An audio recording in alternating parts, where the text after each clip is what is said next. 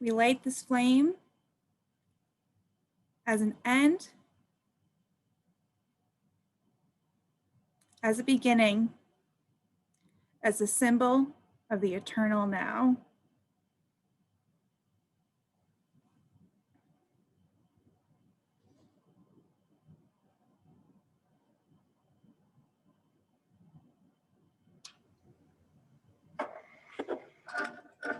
Welcome to each and all of you gathered on this beloved Christmas Eve tradition of our service here at South Valley Unitarian Universalist Society. We gather here tonight in community to honor the bonds that gather us together as friends, as families, and as neighbors.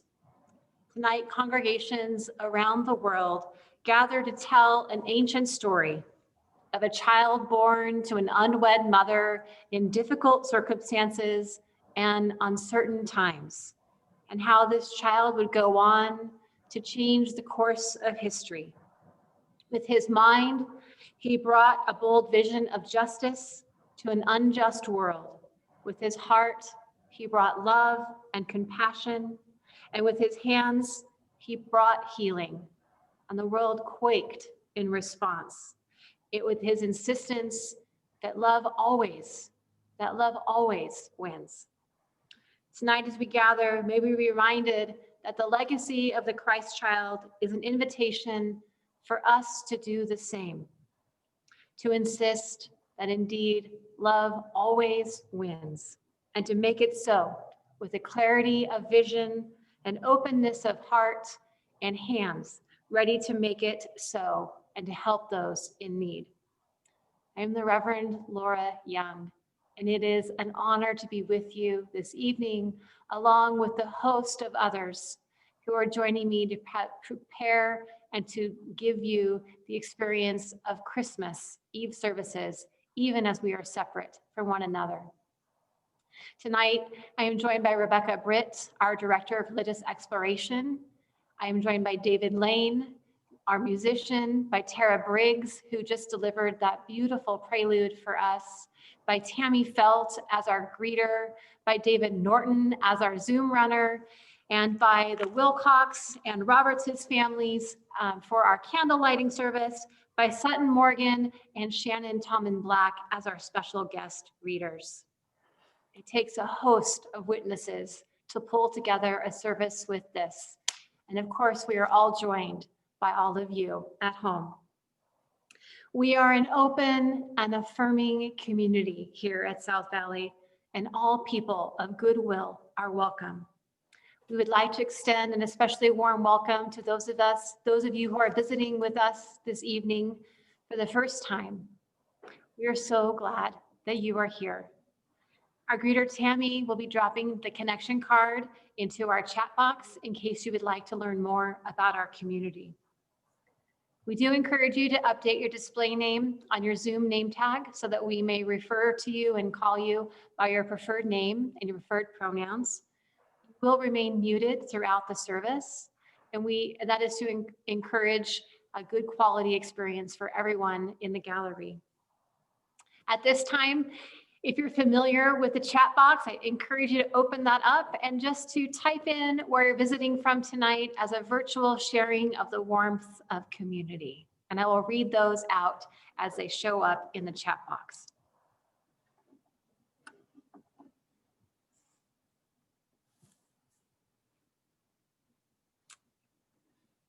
Happy holidays from Murray, from Mary and David Norton, from the Avenues with Krista, from Lehigh, Utah, from Santa Barbara, California, from Mill Creek in Sandy. Merry Christmas to all in Salt Lake City, Highland Park, Illinois, San Francisco. We say hello from others in Holiday and in Cottonwood Heights. Welcome, welcome from wherever you have come. We are so glad that you are here. From Daybreak and others sending their love and their care. It is so good to be with you tonight. Let us worship with one another in this time and in this place. Prepare yourself for worship by receiving these words that call us to this sacred space. Our call to worship was written by Renee Alla Bozarth, and she writes, before Jesus was his mother, before supper in the upper room, breakfast in the barn, before the Passover feast, a feeding trough, and here, the altar of earth, fair linens of hay and seed, before his cry, her cry, before his sweat of blood, of bleeding, her bleeding and tears, before his offering, her offering, before the breaking of bread and death, the breaking of her body in birth, before the offering of the cup, the offering of her breast, before his blood, her blood, and by her body and blood alone, his body and blood, and whole human being, the wise ones knelt to hear the woman's word in wonder, holding up her sacred, sacred child, her spark of God in the form of a baby. She said, receive and let your hearts be healed and your lives be filled with love, for this is my body, this is my blood. Let us worship and be glad in our togetherness this evening.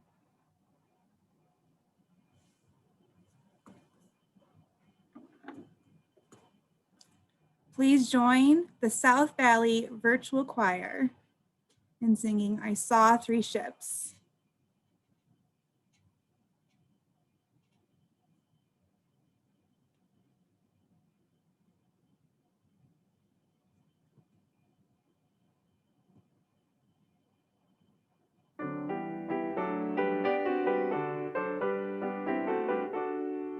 I saw three ships come sailing in on Christmas Day, on Christmas Day. I saw three ships come sailing in on Christmas Day in the morning. And what was in those ships all three on Christmas Day, on Christmas Day? And what was in those ships all three on Christmas Day in the morning? The Virgin Mary and Christ were there on Christmas Day, on Christmas Day. The Virgin Mary and Christ were there on Christmas Day in the morning. Then let us all rejoice amain on Christmas Day, on Christmas Day. Then let us all rejoice amain on Christmas Day in the morning.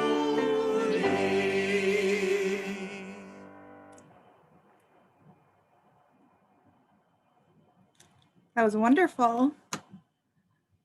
Our time for all ages tonight is based on a Brit family legend.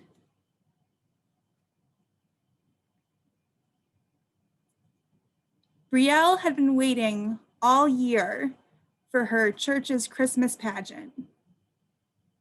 Her family had joined the church earlier in the year, and she had spent all year looking at pictures of the pageant in the social hall, imagining her turn.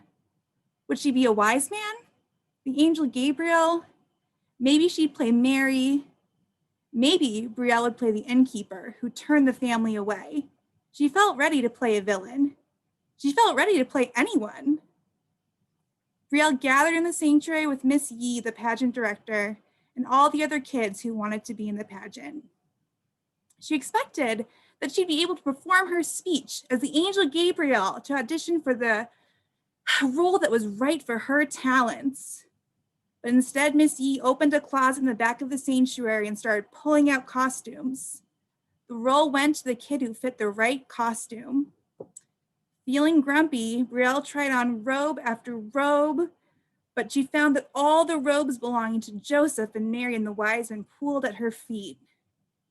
The angel wings were too small for her. And Miss Yee said there wasn't even an innkeeper in the play. Miss Yee went to the back of the worship closet and came back with a fluffy gray costume. You can be the flock of sheep, she told Brielle.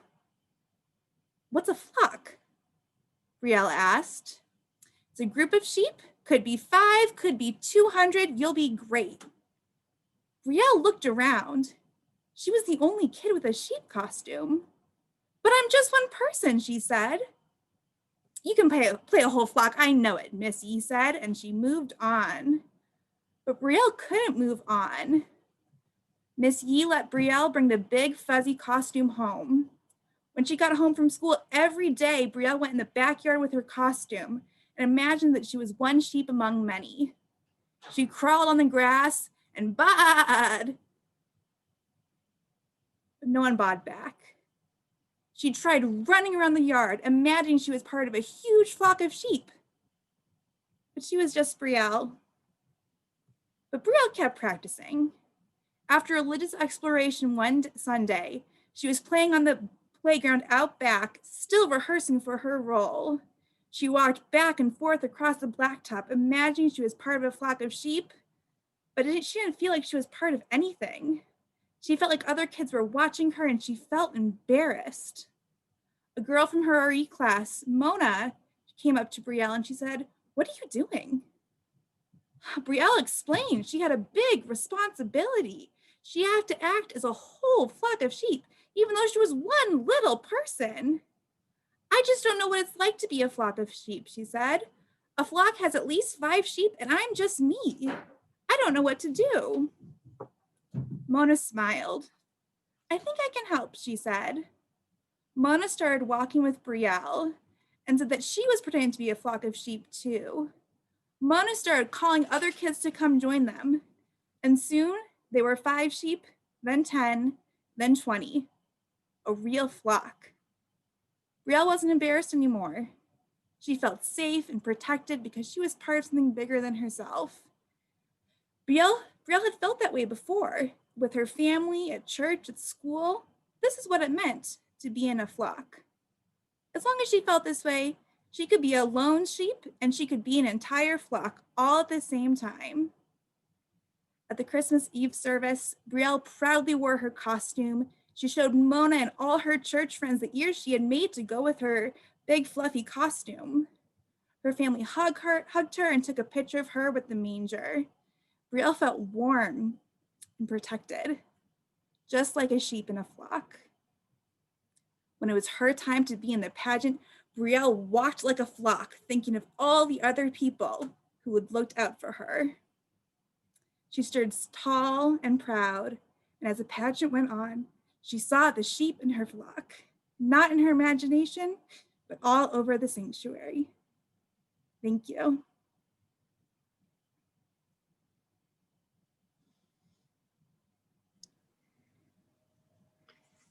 This community, our church, and its many ministries are sustained by the gifts of your time, your talent, and your treasure. Many of you pledge monthly to support this community, and for that, we are grateful. Your gifts help to ensure that our ministries and our work of love and justice can be made bold in the world outside. On Christmas Eve, we have a special tradition here at South Valley of dedicating 100% of monies raised to our Samaritan Fund. Our Samaritan Fund at South Valley provides immediate financial support to members and the wider community in times of need. COVID-19 has increased needs across our community, and this fund will help keep our friends, our neighbors, our members in need fed, clothed, housed, and cared for in this season. We do use Givelify as our way for giving online during our virtual services. That link has now been dropped into the chat box. Feel free to use that link if you'd like to make a donation tonight. And I invite you to share our offering words. They've been dropped in the chat box as well. I invite you to say those words along with me from your own home.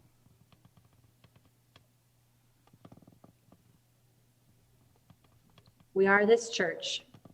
We are its hands, its heart, its voice. Together, we share the wealth of this community and sustain it with our gifts. Thank you for your generosity this evening. Merry Yule, everybody.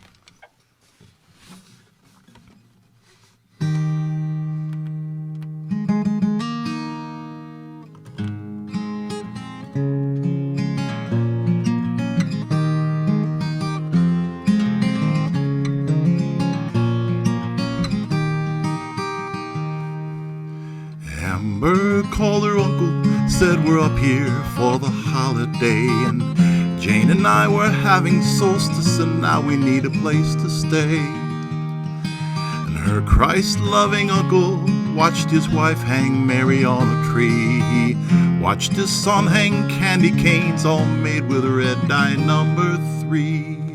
He told his niece, "It's Christmas Eve. I know our life is not your style," she said. "Christmas is like solstice, and we miss you, and it's been a while." So the Christians and the pagans sat together at the table, finding faith in common ground the best that they were able. And just before the meal was served, hands were held and prayers were said, sending hope for peace on earth to all their gods and goddesses. The food was great, the tree plugged in, the meal had gone without a hitch, when Timmy turned to Amber and said, "Is it true that you're a witch?" His mom jumped up and said, I think the pies are burning," and she hit the kitchen. It was Jane who spoke. She said, "It's true, your cousin's not a Christian, but we love the trees and we love the snow, the friends we have and the world we share. You find magic from your God, and we find magic everywhere." So the Christians and the pagans sat together at the table, finding faith in common ground the best that they were able. Where does magic come from? I think magic's in the learning, 'cause now when Christians sit with pagans, only pumpkin pies are burning. Amber tried to do the dishes. Her aunt said, "Really, no, don't bother." Amber's uncle saw how Amber looked like Tim and like her father. He thought about his brother, how they hadn't spoken in a year. He thought he'd call him up and say, "It's Christmas and your daughter's here." He thought of fathers and sons and brothers, and he saw his own tug on his sleeve saying, "Can I be a pagan?" Dad said, "We'll discuss it when they leave." So the Christians and the pagans sat together at the table, finding faith in common ground the best that they were able, lighting trees in darkness, learning new ways from the old, making sense of history, drawing warmth out of the cold. Merry Christmas, everybody.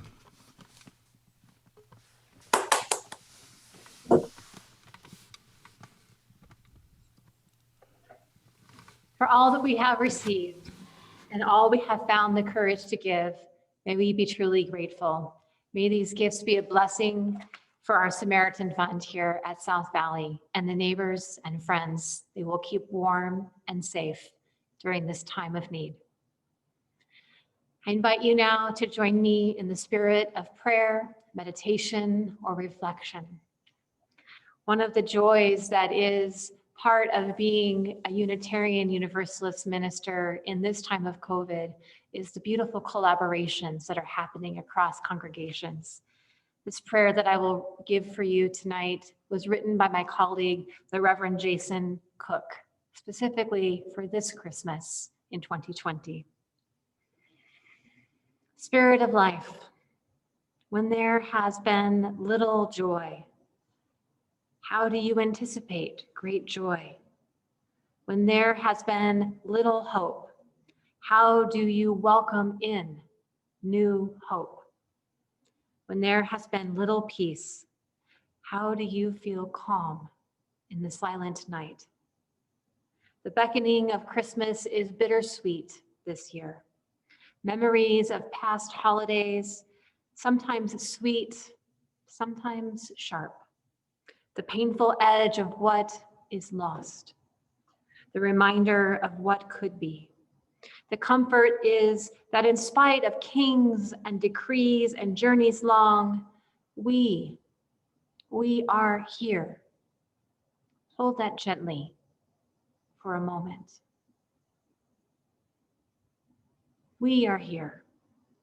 And yet there are those we miss.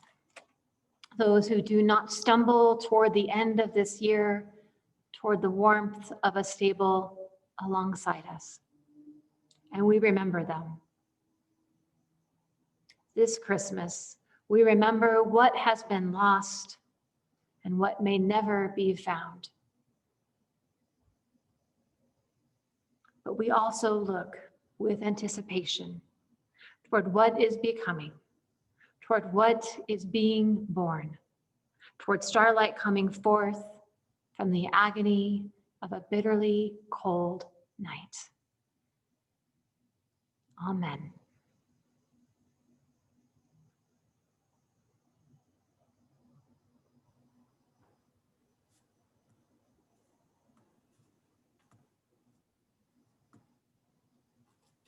Please enjoy this musical interlude, What Child Is This?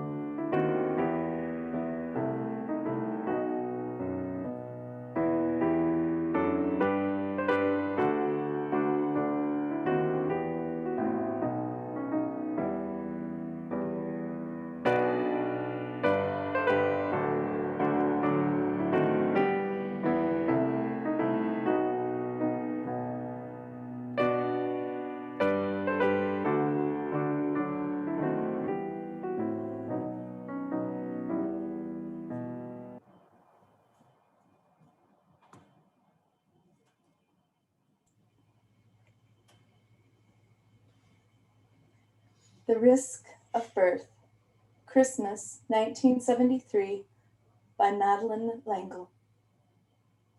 This is no time for a child to be born, with the earth betrayed by war and hate, and a comet slashing the sky to warn that time runs out and the sun burns late.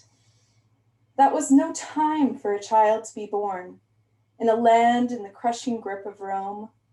Honor and truth were trampled by scorn, yet here did the Savior make his home. When is the time for love to be born? The inn is full on the planet Earth, and by a comet the sky is torn, yet love still takes the risk of birth.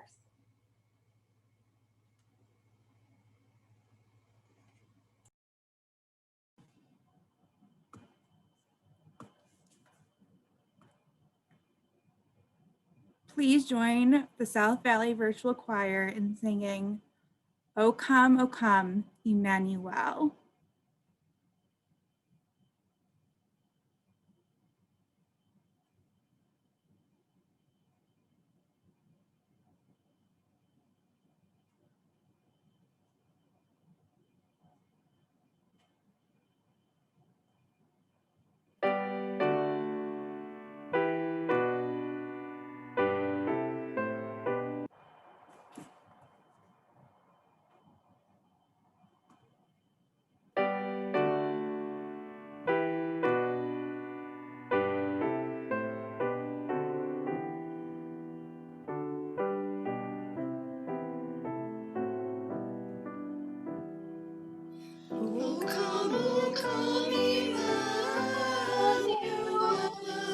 Captain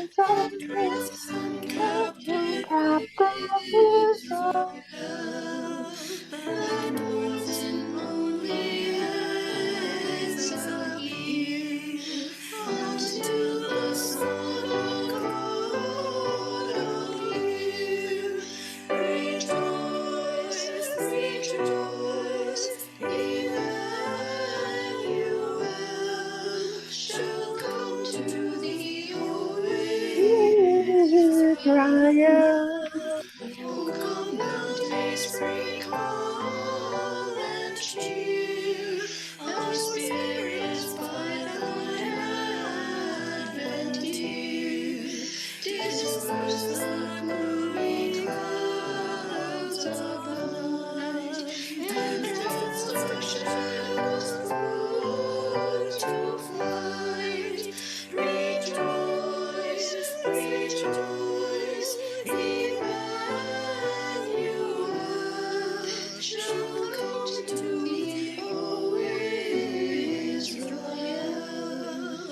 O come thou King of David, come, and open wide our heavenly home. Make safe the way that leads on high, and close the path to misery. Rejoice, rejoice, Emmanuel shall come to thee, O Israel.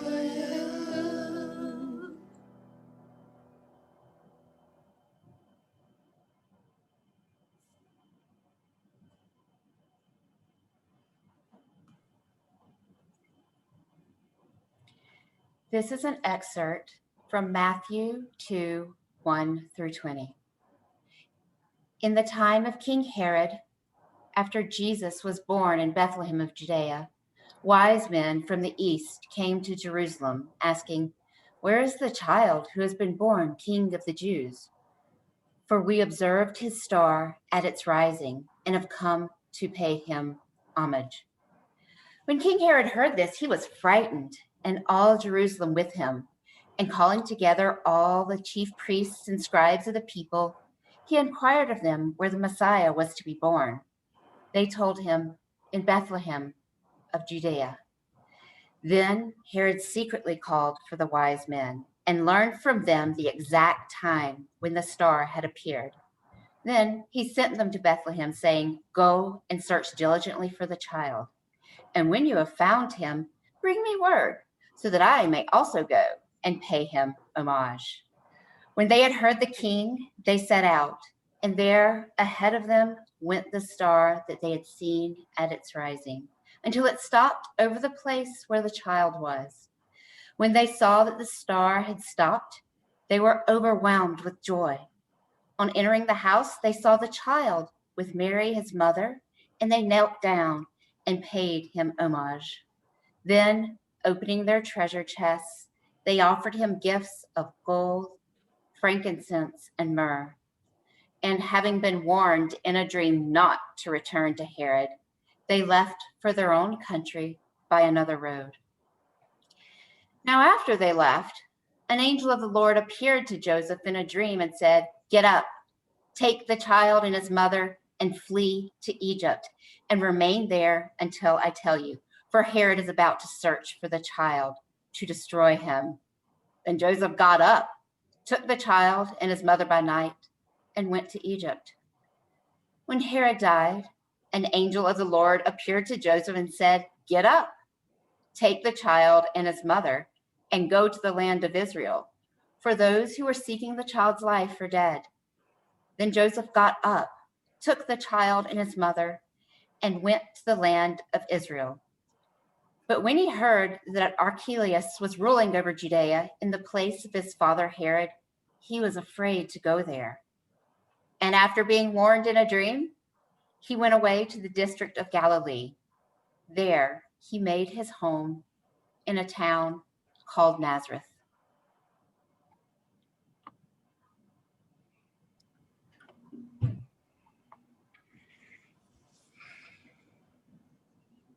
It is well attested in non-biblical sources that King Herod was a narcissistic and cruel ruler, prone to violent and erratic outbursts of anger and violence against anyone he perceived as threatening his power. King Herod commanded those wise men to find the child foretold by the new star in the sky and then return with the information such that Herod himself could pay his respects. But those wise men were no fools. They knew how power works, and after paying their respects, they returned to their land by the other road. And Joseph and his family fled to Egypt. They fled their hometown of Bethlehem and became refugees in the very land that enslaved their ancestors. And it is good that they did so, for King Herod unleashed a reign of terror in the land, and it was only safe for Joseph and his family to return after Herod had died. But even then, they did not return to Bethlehem, for the new ruler was just as cruel.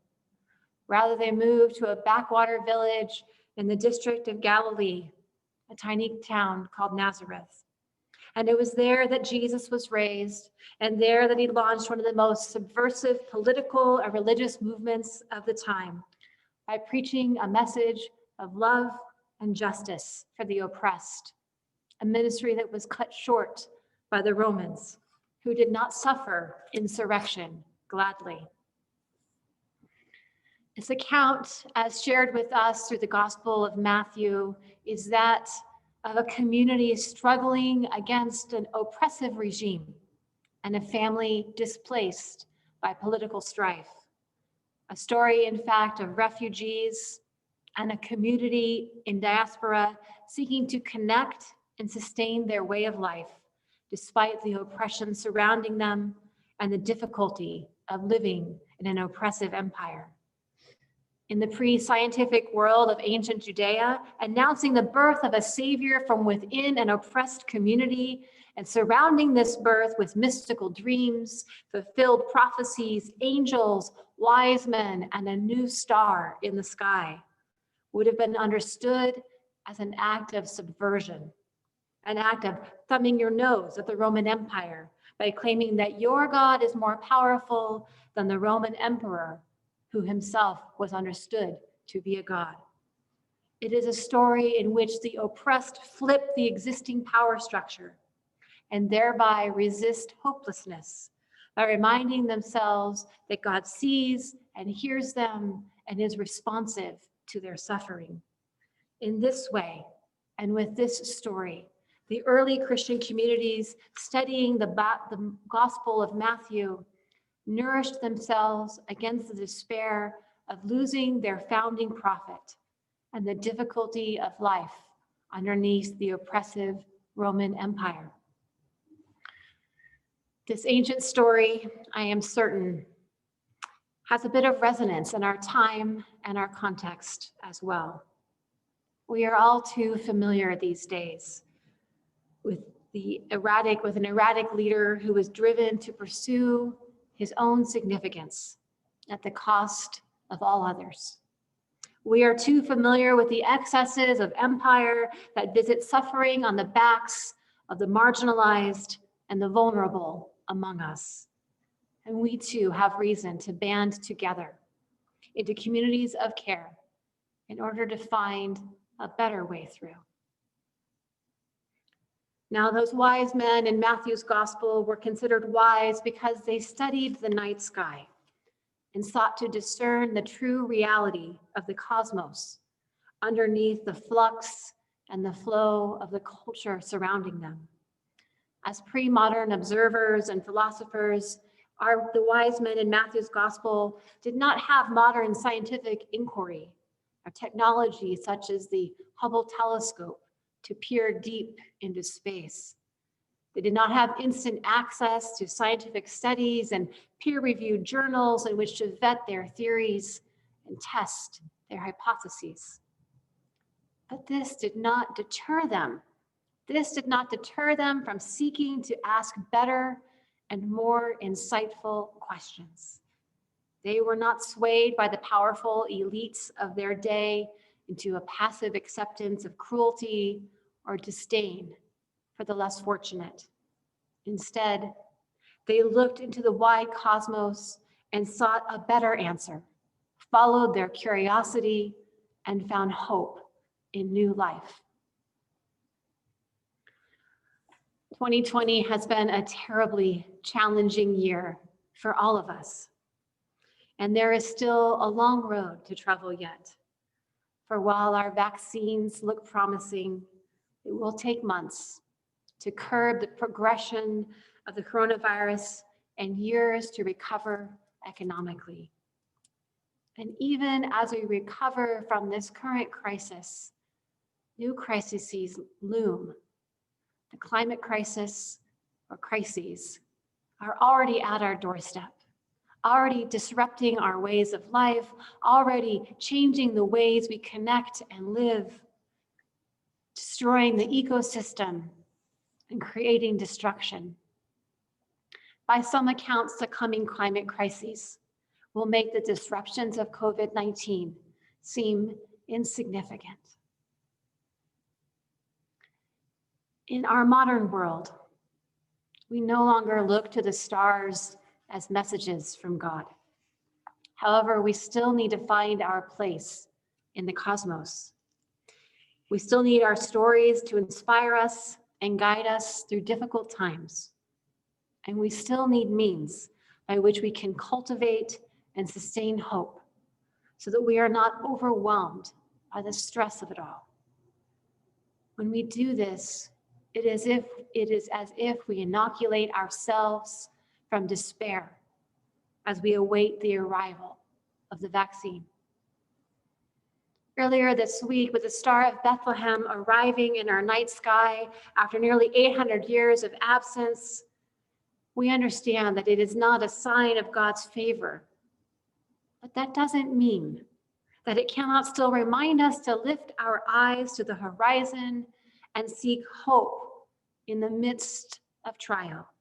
Its arrival at the close of this incredibly difficult year can serve to remind us of our place in the cosmos, this vast, beautiful, wild, unimaginably wonderful universe or multiverse that we find ourselves, and of the impossibly beautiful gift that life truly is, and that this too shall pass. The story of the wise men who returned by another road to avoid the evilness of a cruel ruler may not be entirely accurate in its history, but it can still remind us of the importance of resisting easy answers to complex political problems. And our current scientific advances can be a solve for a world that is hurting deeply these days. A good friend reminded me the other day that the root of the word salvation is solve, and that the function of a salve is to heal. There is so much that needs to be healed these days. In fact, there always has been. Perhaps tonight, we can draw from the wisdom of the gospel writers and our own good sense and collectively turn our attention to that which heals our hearts and our minds and soothes our souls in the midst of the longest winter that has been 2020. If we do this, we honor the enduring curiosity of those ancient wise men who dared to ask a better question. And if we do this, we honor the generations of scientists before us upon whom the current vaccines are built. And if we do this, we honor the dedication of all those who are seeking to care for us in the midst of this crisis. The immigrants who pick our food, the refugees at our restaurants that prepare and deliver this food to us, and the strangers in the form of nurses, doctors, chaplains, and aides who care for our loved ones in the hospital because it is not safe for us to enter. And we honor the teachers and the educators who are reaching across the virtual spaces to uplift and sustain the learning of our children and youth. The choice is ours to make, to turn towards healing, towards that which saves us in the here and now, and to wait no longer for a better time than this, to address the suffering of the world for the salvation of us all. I will leave you with words by Reinhold Niebuhr, who wrote, quote, "Nothing that is worth doing can be achieved in our lifetime. Therefore, we must be saved by hope. Nothing which is true or beautiful or good makes immediate sense in the context of history. Therefore, we must be saved by faith. Nothing we do, however virtuous, can be accomplished alone. Therefore, we are saved by love. May you be well, and may you be whole. Blessed be, and amen."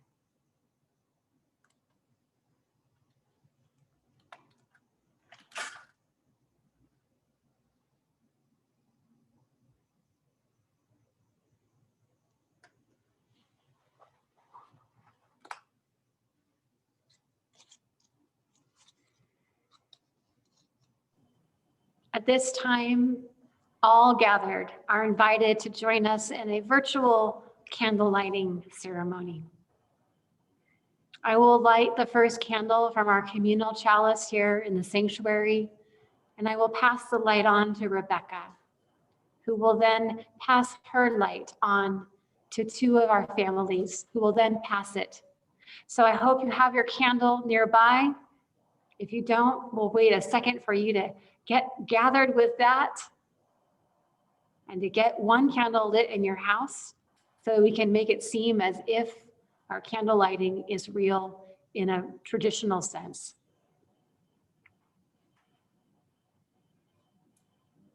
Okay. It looks like many of you are ready and settled, so I will light the chalice.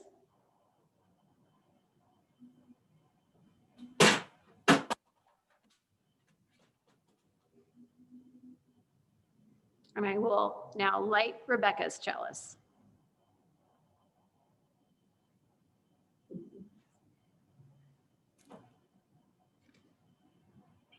off the lights. Turn the lights down.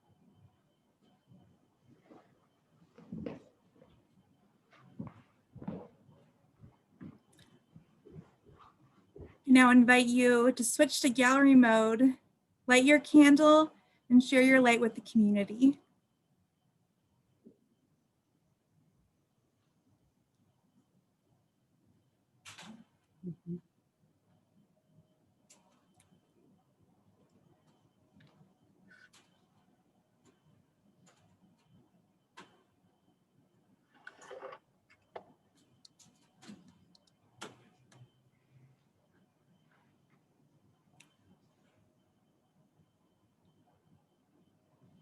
Look at the beautifulness of all of those candles lit in our gallery. I invite you just to spend a couple of moments just looking around the gallery at those gathered here. And that even as we are separate, we are united. And our love of South Valley and of one another, of our friends and family near and far, and of the light that burns within each of us, that spark of divinity. May this light be a guide to us tonight and in the nights to come.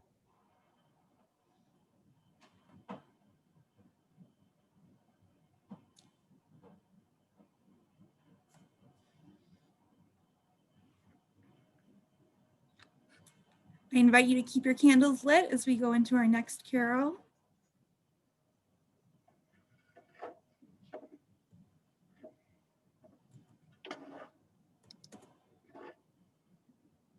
Okay, you can turn them up again. Please join in singing as we enjoyed our shared candle lighting in the virtual space.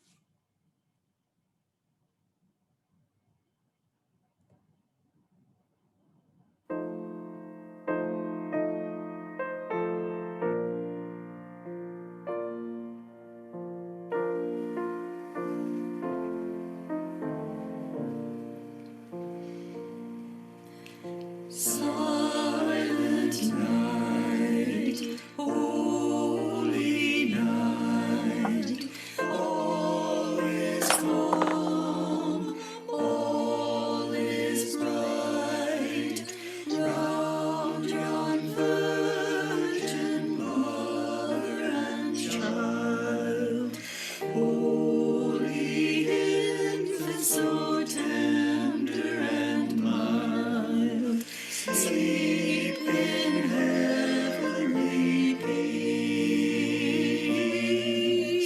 sleep in heavenly peace. Silent night, holy night, shepherds quake at the sight, glory stream from heaven afar, heavenly hosts sing hallelujah. Sleep in heavenly peace, sleep in heavenly peace.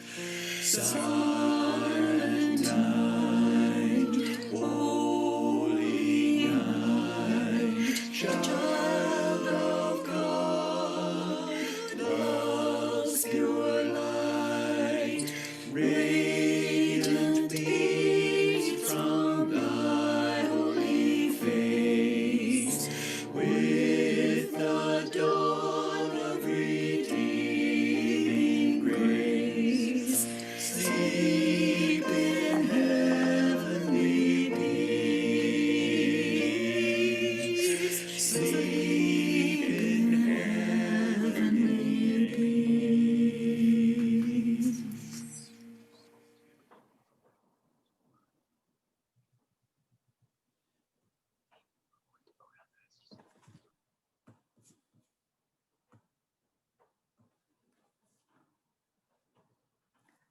We extinguish this flame as an end, as a beginning, as a symbol of the eternal now.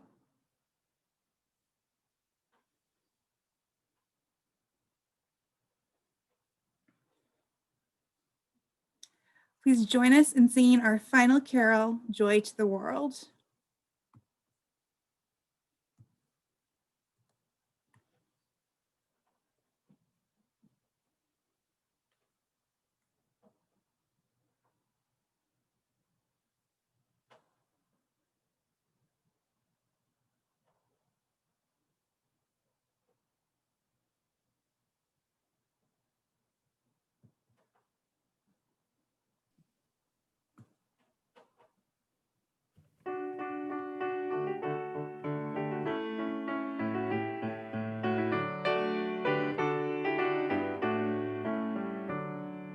Joy to the world, the Lord has come. Let earth receive her King. Let every heart prepare in room. And heaven and nature sing, and heaven and nature sing, and heaven and nature sing.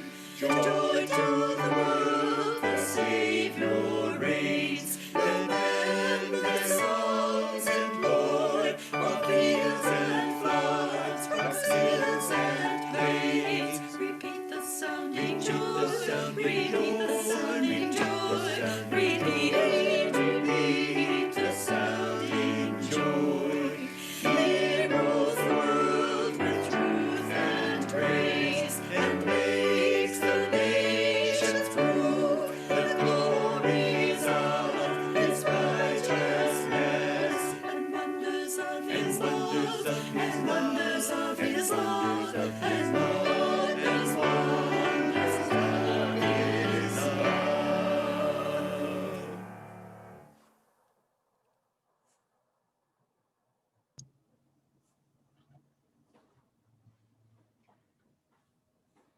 And may a joyful noise ring out in our hearts and in our minds, in our hands, and to the wider community.